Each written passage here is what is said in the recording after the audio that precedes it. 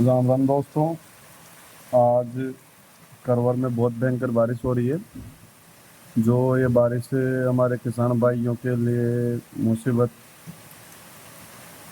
बनी है। जिन किसान भाइयों के सोयाबीन की फसल अभी तक खेतों में पड़ी हुई है उसके लिए बहुत नुकसानदायक है, और जिन किसान भाइयों के सोयाबीन की फसल निकल के फ्री हो चुकी है और ज़मीनों की हकाई हो चुकी है, उन किसान भाइयों के लिए बहुत फायदेमंद है। अब करे तो क्या करे। ये तो वो वाली स्थिति हो गई कि एक तरफ फायदा और एक तरफ नुकसान। आधे किसान भाइयों को फायदा और आधे किसान भाइयों को नुकसान है।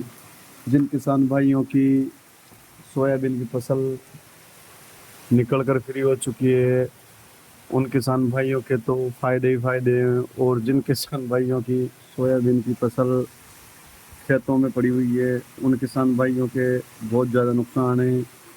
उन किसान भाइयों के तो अभी तक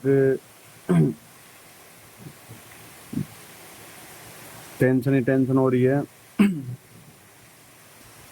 और सबसे ज़्यादा टेंशन तो उन किसान भाइयों के है जिनकी फसल कट चुकी है और कट के अभी तक खेतों में पड़ी हुई है, उनके ज़्यादा नुकसान है।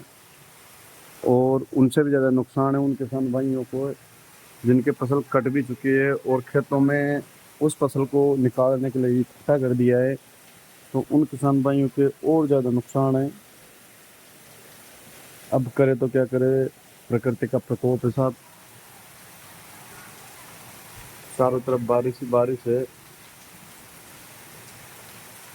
जो पहले से ही बता रखी थी कि 28-29 सितंबर को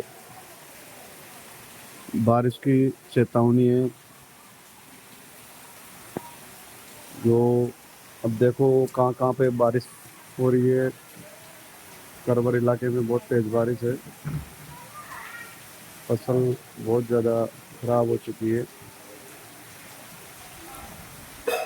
अब उस फसल को सूखने में अभी तक 4-5 दिन का टाइम लगेगा। उसके बाद उस फसल को फिर फैलाया जाएगा और निकाला जाएगा। किसान भाइयों के डबल मेहनत हो गई। जब भी तो कहते हैं कि कृषि एक मानसून का जुआ है। अगर मानसून अच्छा हुआ तो अपने खेती बाड़ी अच्छी हो जाती है, अगर मानसून अच्छा नहीं हुआ है तो खेती बाड़ी में नुकसान हो जाता है।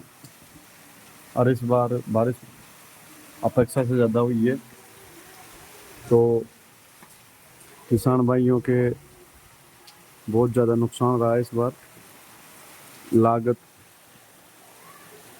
1 बीघा में जितनी लागत आई है उस लागत का पूरा हिस्सा भी वापस नहीं मिला है।